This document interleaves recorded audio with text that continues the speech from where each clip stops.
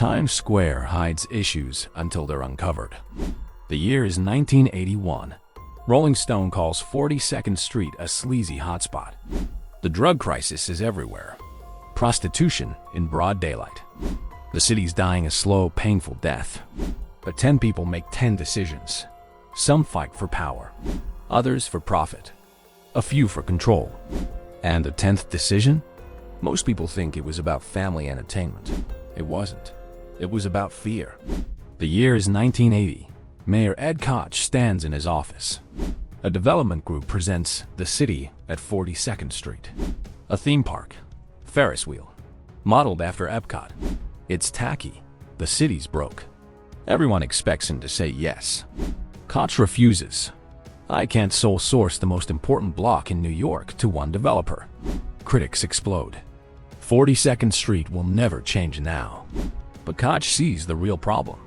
The adult entertainment industry operates in all cash. No taxes. Property owners profit while the city gains nothing.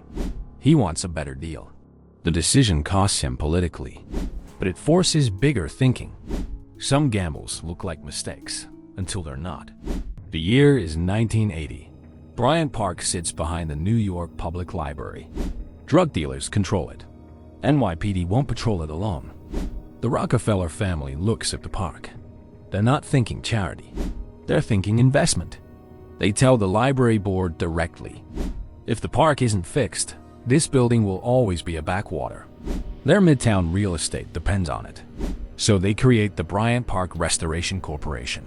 Andrew High School, Dan Biederman. Private money, private control. Crime drops 92%.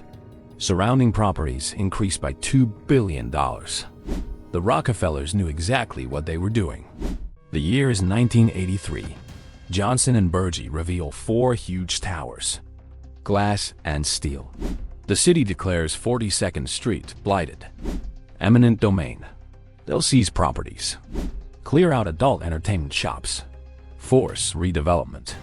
But the Bratt and Durst families own these properties. Real estate moguls cashing in on adult entertainment. They file 40 lawsuits. Construction stops for years. The seized buildings sit empty. The area decays further. William J. Stern, who ran the project, later admits the truth. Eminent domain didn't save Times Square. It made it worse. Sometimes government intervention destroys what it tries to fix. 3 decisions. A mayor who refused easy money. A family protecting investments. A government that failed. But the real transformation? It comes from people on the ground, making choices no one notices until everything changes. The year is 1992, August. The state secures title to 34 properties. 250 businesses evicted. Gone.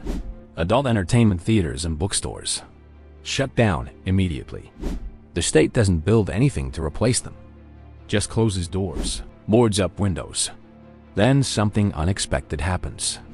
Wrongdoing drops fast. Serious crimes in Midtown South dropped 31%. The businesses themselves attracted the chaos. Remove the businesses. Chaos disappears. City officials are stunned. They thought they needed new development first. They were wrong. By 1998, offenses drop another 51%. Sometimes the solution isn't building something new. It's removing what's broken. The year is 1991. December. Port Authority Bus Terminal. People live above the bus gates. The drug crisis consumes them. They take from passengers below. Bathrooms are unsafe. Ken Filmus runs the terminal. He could arrest everyone. Instead, he tries Operation Alternative. Police and social workers team up. Beds, food, job training, services before arrests. 2 homeless individuals accept help. Get clean. Get trained. The Port Authority hires them to clean 42nd Street. Both become supervisors. Train others. Build teams. Control and compassion can go hand in hand. Second chances are possible. The year is 1988. Dan Biederman prepares to reopen Bryant Park. But first, he creates a constitution for a park. No loud radios.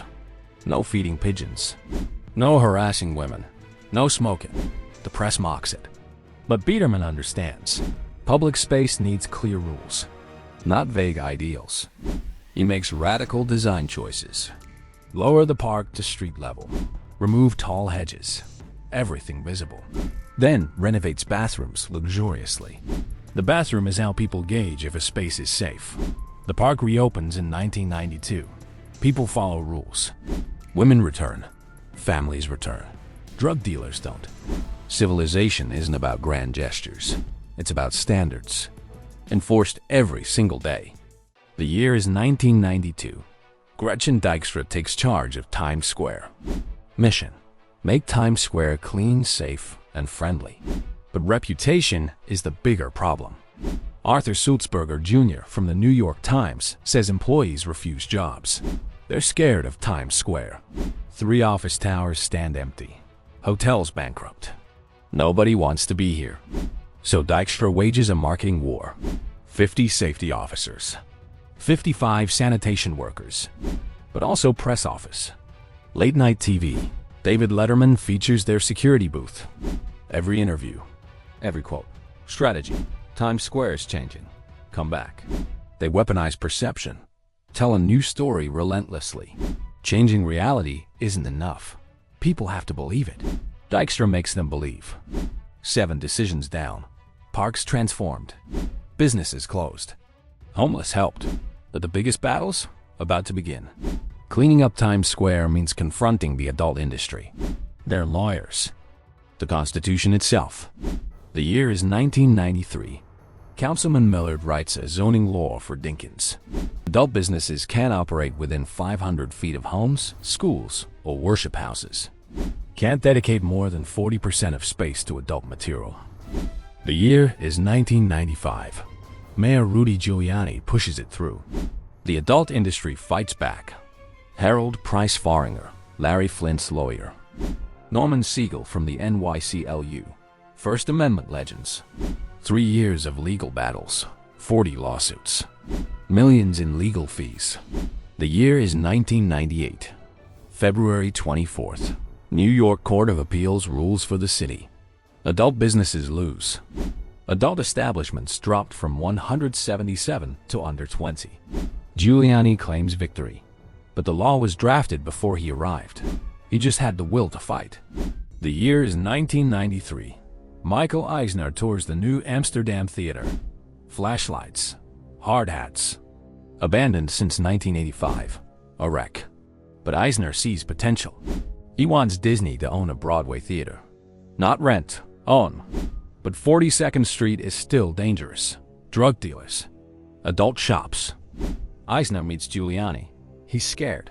Asks directly, "Can you really get rid of all this?" Giuliani stares at him. "Michael, look me in the eye. They will be gone." Eisner later admits, "It scared me, but I believed him." Disney signs a 49-year lease. $34 million renovation. But Eisner demands 2 other companies commit first. Madame Tussauds agrees. MC Theaters agrees. The floodgates open. Sometimes, trusting someone can be risky. The year is 1997. November 13th.